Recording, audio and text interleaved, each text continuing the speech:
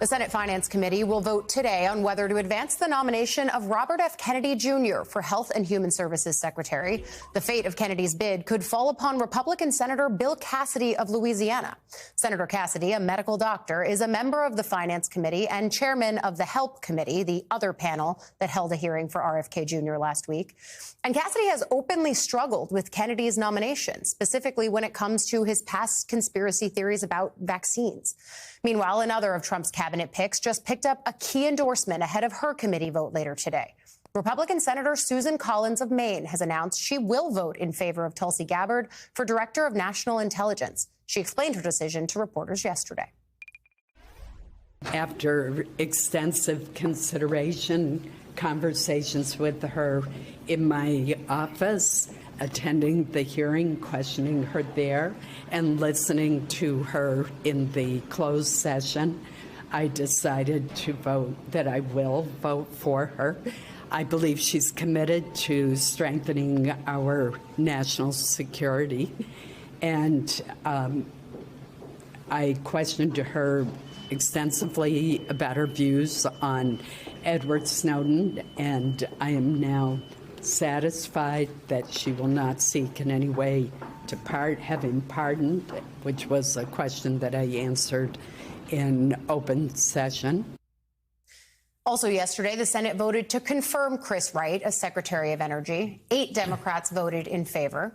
The Senate also narrowly voted to advance Pam Bondi's nomination to be Attorney General to a full chamber vote.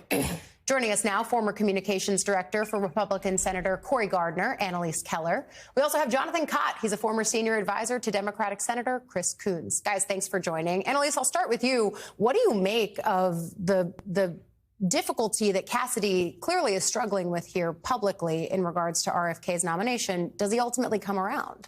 You know, I think he is ultimately going to come around, Allie, but I think he has a lot on the line here. He is up for re-election, which I think should not be lost in this conversation. He has, of course, voted to impeach President Donald Trump, and that is part of the reason that he's facing a tough primary challenger. He's facing a former congressperson who's running against him. So I think all of that weighs heavy on his mind.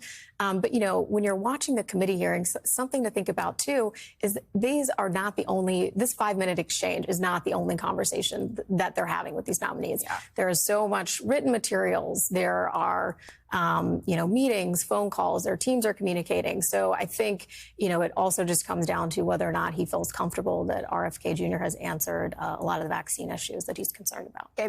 The public questions, I imagine, match a lot of the private ones. But for someone like Susan Collins, who's relying in that statement on the private conversations that she had to help her get to yes with Tulsi Gabbard, we know that not being able to call Edward Snowden a traitor was one of the key things that stuck in the craw of a lot of Republican senators. What could Tulsi Gabbard have said that assuaged this, even from someone like Collins, who helped write the legislation to create the post that Gabbard is now likely to be confirmed to? I have no idea what could have been said in that setting, given how poorly she performed in the open setting and couldn't answer the softball questions that Republicans were lobbing up for her. And you're right. Most of these 5-minute segments are for show. They're to get clicks online. They're to raise money to your followers. You have these private hour-long, 2-hour, 3-hour-long conversations with these members. And a lot of the Trump nominees have completely flipped their positions on previous statements they've made. Kash Patel all of a sudden has no recollection of any of these podcasts that he regularly appeared on. Tulsi Gabbard didn't seem to back down from any of her previous really troubling statements. So I don't know what she told Senator Collins privately, but it was enough to get her the vote. And that one vote probably means she is going to be in charge of our national intelligence, which is really troubling. And there are certainly those private conversations that sound so different than the public ones, especially when some of these folks get to yes. Can you talk about the dissonance that you've heard? You worked on the Hill for a long time in Republican circles. I mean, there is a difference. Yeah, that's right. I mean, you know, there is additional information that they're requesting. I mean, they're, you know, going through, you know, trying to really get evidence of what they're claiming in some of these conversations that are more public. They're trying to say, you know, can you back some of these things up? And, you know, a lot of it, while I would like to say a lot of it comes down to them being able to back up some of these changes. I think a lot of it is politics, and it's what's going to happen to you in your reelection. Is we've seen some of these other members that are struggling with that. Not only Cassidy, I mean, we saw what happened with Tillis, with Hegseth. Like, I think all of those things, this is not happening in a vacuum, and there are other pressures that these senators are having to weigh as well. Yeah, I think you're right to bring up the politics piece here, because the 2026 senators also happen to be a lot of the names that we talk about during the course of will they or won't they get to yes in this process. For example, Senator Joni Ernst of Iowa, during the initial Hegseth phase, she's up in 2026. There were threats of a primary. Thom Tillis in North Carolina. You've also got Susan Collins in Maine, and others, Cassidy in Louisiana.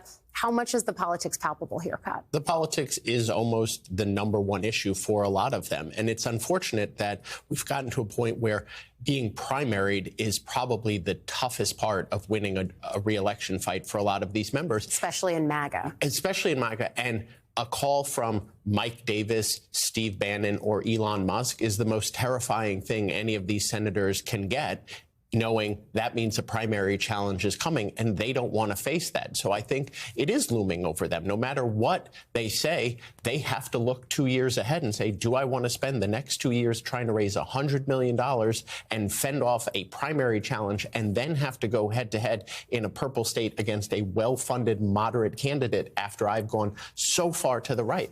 It's not easy. Is there a limit to those threats, though? Can you only threaten someone with a primary for so long? Or does everyone actually just say the threat is too great? I'm just going to say yes to everything. Yeah, I think there's a limit. Sure. I mean, something else to think. Where? when it stops working. I guess that's right.